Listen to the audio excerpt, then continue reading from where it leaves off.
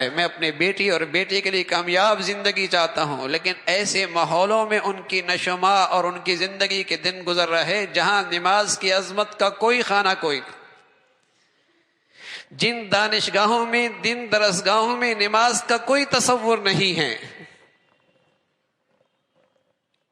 اللہ کے نبی ہیں صلی اللہ علیہ وسلم ہیں، فرمایا نماز مرو اولادکم ہم ابناء السبع۔ کون کہہ رہا ہے؟ سوچی تو صحیح، کہنے کے پیچھے اگر کہنے والا بہت بڑا ہے تو بتاؤ وہ بات کتنی بڑیا ہے۔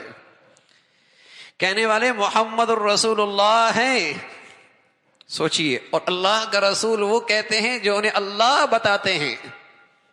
ذرا تصور کیجئے اس گفتگو کی عظمت کا اور اس ارشاد کی بلندی کا۔ کہنے والے اللہ کا رسول وہ کہہ رہے جو انہیں اللہ بتا رہے۔ کیا کہہ رہے؟ مرو اولادکم وہم ابناء السبع، اپنی اولاد کو نماز پڑھاؤ جب ان کی عمر 7 سال کی ہو۔ ہاں یہ ضرور ہے ہماری دانشگاہوں میں ابھی 5 سال کا بچہ ہے اور وہ جسے کہیں کہ اسے گنگنانا بھی آ گیا ہے، اور اس گنگنانے کے ساتھ اسے رقص کرنا بھی آ گیا۔ کلاسیں ہیں اس کے لیے ہمارے تعلیمی اداروں میں باقاعدہ کلاسیں ہیں۔ اب قوم نے یہی کرنا ہے۔ اب میں تجھ کو بتاؤں تقدیر امم کیا ہے، شمشیر و سنان اول طاؤس و رباب آخر۔ علامہ اقبال کہا کرتے تھے اس قوم کی ذلت اور پستی کا نقشہ دیکھنا ہے تو اس کے نوجوانوں کے بغل میں گٹار دیکھو تو سمجھ لو یہ قوم ذلت اور پستی کے راستے پہ چل نکلی ہے۔ اب میں تجھ کو بتاؤں تقدیر امم کیا ہے، شمشیر و سنان اول طاؤس و رباب آخر۔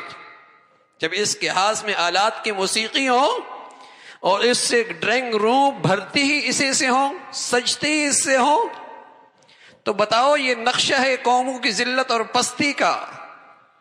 ان کی دانشگاہوں میں جہاں نئی نسل کی تربیت اور تعمیر کے لیے تعلیمی ادارے بنائے جاتے ہیں، وہاں انہیں رقص پر اور انہیں موسیقی پر رقص کرایا جا رہا، کلاسز ہیں۔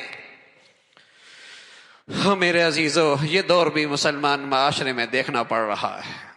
کہاں اللہ کا کلام، اللہ کا رسول کہہ رہا مرو اولادکم وہم ابناء السبع۔